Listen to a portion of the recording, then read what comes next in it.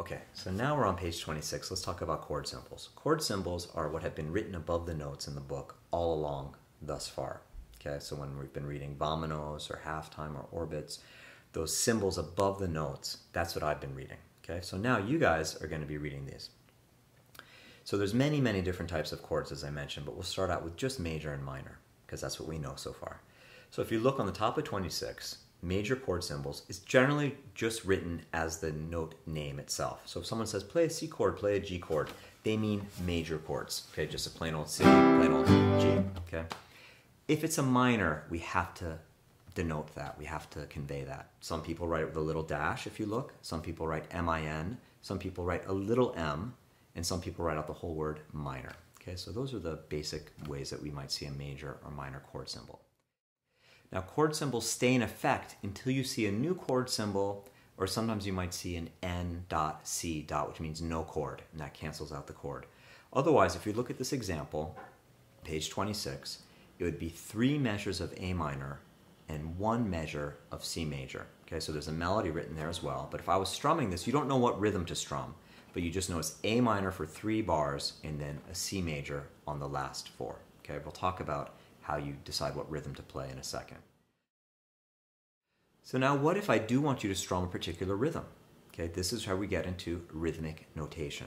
Okay, so if you're reading with me on page 26, it says, at times it is necessary to notate a purely rhythmic phrase without pitch. Okay, rhythms will appear as slashes or diamonds centered on the note B, although there is no pitch function.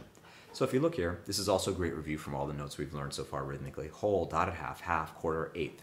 They have nothing to do with B. They're written on the line B because B is dead center of the staff. It's easiest to read.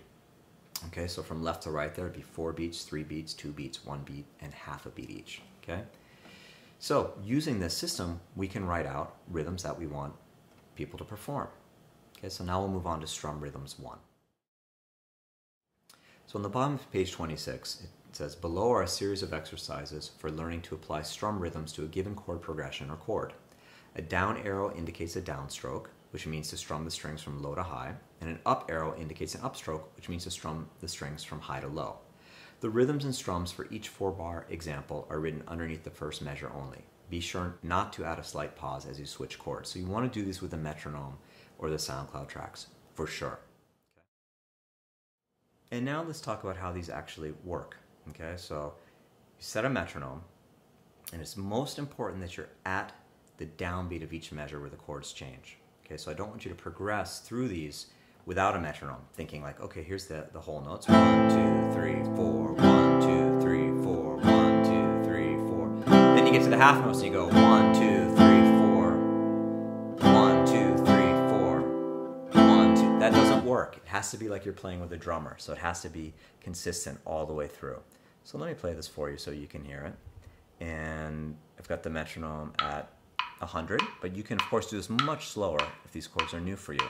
You might not even get to track 9, 10, or 11 until a week or 2 of practicing, but just so you can hear it. And of course these are on the SoundCloud tracks. 1, 2, 3, 4, 2, 3, 4. Look ahead, prepare. Half notes, I'm gonna hit on 1 and 3.